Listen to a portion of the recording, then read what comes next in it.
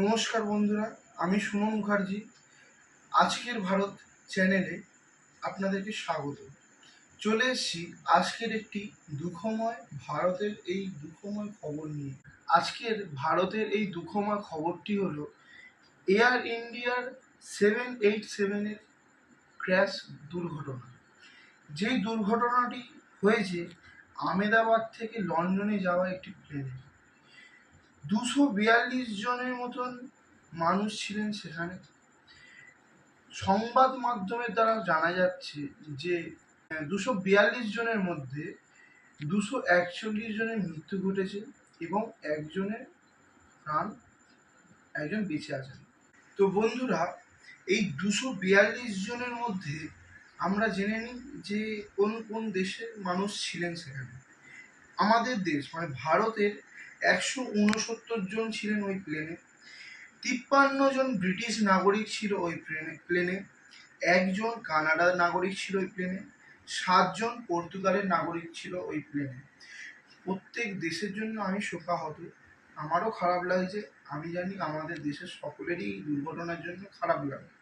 তো এই দুর্ঘটনায় শেষ সংবাদে জানা যায় এপি যে সংবাদ মাধ্যম, তার দ্বারা এই সংবাদ আমরা পাবলিশে পেয়েছি। তো শেষ টাইম যে লাস্ট আপডেটে যে সংবাদ পাওয়া যায় 242 জনের মধ্যে 241 জন মৃত জানা গেছে এবং একজন জীবিত আছে বলে জানা গেছে। এবং এখানে এই বিমানটি লন্ডন শহরে যাচ্ছিল আহমেদাবাদ থেকে। শোনা যায় যে এই এয়ার ইন্ডিয়ার যে প্লেন, এই প্লেনটি কয়েক মিনিটের জন্য বা কিছু সময় 2 থেকে 1 মিনিট বা এরকম কিছু সময়ের জন্য হাওয়ায় ছিল এবং তারপরে প্লেনটি ক্র্যাশ করে যায়।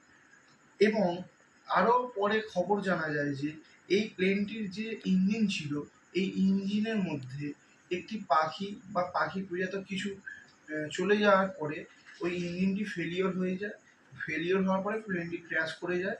এবং প্লেনটি যেখানে ক্র্যাশ করে সেখানে সিভিল হসপিটালের হোস্টেলও ছিল এবং ওই প্লেনটি ওই হোস্টেলের উপরে গিয়েই ক্র্যাশ করে।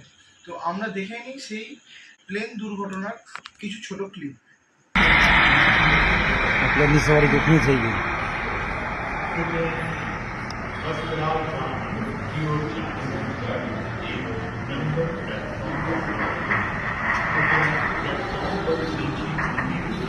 पूरा ही गया हुआ है।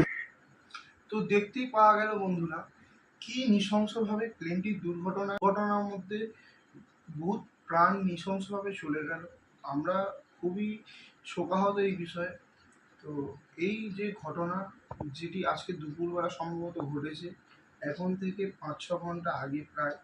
তো এটার লাস্ট আপডেট হিসাবে জানা গেছে প্লেন দুর্ঘটনায় 242 জনের মধ্যে 241 জন মৃত্যু এবং যে সিভিল হসপিটাল ছিল, সেই সিভিল হসপিটালের যে হোস্টেলের উপর প্লেনটি গিয়ে পড়েছে, সেই সিভিল হসপিটালের যে অনেক মানুষ নিহত হয়েছে, কিন্তু এখনও অবধি ঠিক সঠিক সমীক্ষা বেরোয়নি যে ঠিক কত মানুষ নিহত হয়েছে।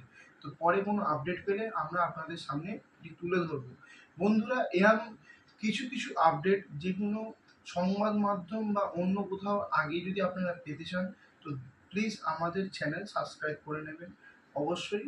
এবং আমরা আপনাদের এই সাবস্ক্রাইব করার যে সময়, এই সময় ভবিষ্যতের খবর স্বরূপ ফেরত দেবো আপনাদের। চলুন।